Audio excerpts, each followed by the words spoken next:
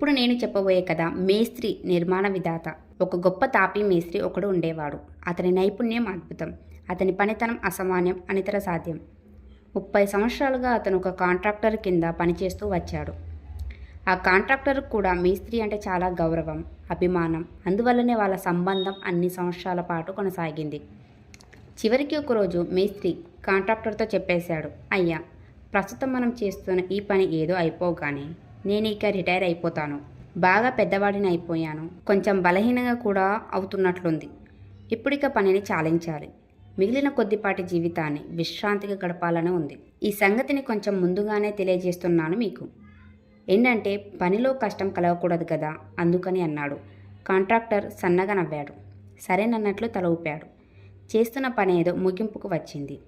పని ఆ రోజుతో అయిపోతుందనగా కాంట్రాక్టర్ మేస్త్రిని పిలిచి, ఈ పని అయిపోగానే రిటైర్ అయిపోతానన్నావు.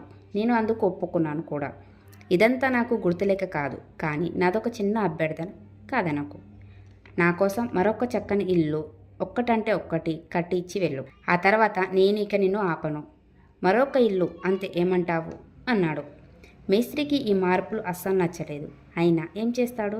చాలా కాలం పాటు పనిచేసి ఉన్నాడు, కాదనటానికి లేదు. అందుకని అయిష్టంగానే ఒప్పుకున్నాడు. ఒప్పుకున్నాడన్న మాటే గాని నిజంగా కొత్త ఇంటి పని మొదలయ్యేసరికి మేస్త్రికి ఆ పని పెద్ద బరువులాగా తోచింది. ఏమాత్రం ఇష్టం కాలేదు. పనిలో అస్సలు మనసు నిలవలేదు. దాంతో ఆ పని అరకొర వేగంతో దాన్ని ఇష్టం వచ్చినట్టు అది సాగింది. నిర్మాణపు క్వాలిటీ కూడా బాగా రాలేదు. కాంట్రాక్టర్ ఆ మార్పులను గమనించాడు. అయినా సర్దుకుపోయాడు. ఏం చేస్తాం, ఇష్టం లేకుండా చేసే ఏ పని అయినా అంతే కదా అని అనుకున్నాడు. మధ్య మధ్యలో కాంట్రాక్టర్ వచ్చి సలహాలు సూచనలు ఇస్తూనే వచ్చాడు. అయినా మేస్త్రి వాటిని అన్నిటినీ పెడచెవిన పెట్టాడు. ఎలాగో ఒకలాగా అయిపోని పని గడిస్తే చాలు అనుకున్నాడు. కొత్త ఇంట్లో పని పూర్తయ్యే సమయానికి కాంట్రాక్టర్ వచ్చి చివరి ఇన్స్పెక్షన్ చేశాడు. నిర్మాణపు పనితనం బాగా రాలేదు. చాలా లోపాలు కనబడ్డాయి. ఆయనేమీ ఆశ్చర్యపోలేదు. ముందు నుండి చూస్తూనే ఉన్నాడు కదా. నిట్టూర్చాడు. ఆ పైన మెల్లగా జేబులోంచి తాళాలు గుత్తి తీసి మేస్త్రి చేతికి ఇస్తూ అన్నాడు, మిత్రమా, ఇదిగో ఈ ఇల్లు ఇక నీదే. ఇంటి తాళాలు ఇదిగో, అందుకో. మన స్నేహానికి గుర్తుగా నేను నీకు ఇవ్వదలిచిన బహుమతి ఇది అని మేస్త్రి నిర్ఘాంతపోయాడు.